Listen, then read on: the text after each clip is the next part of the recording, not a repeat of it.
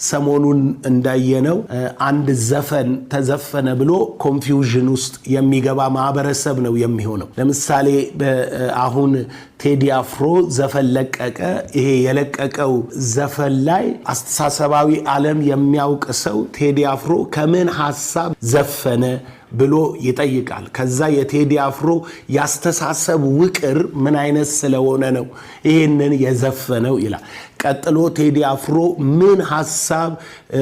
መናገር ስለፈለገ ነው ሐሳቡን በግጥም አርጎ ምን አቺቭ ማድረግ ፈልጓል ምንድነው ማድረግ የፈለገው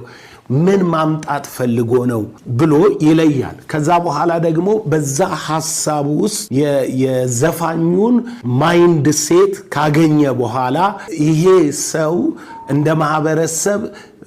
በምን ኤሪያ ላይ ነው ለአገር ለትውልድ ሊጠቅም የሚችል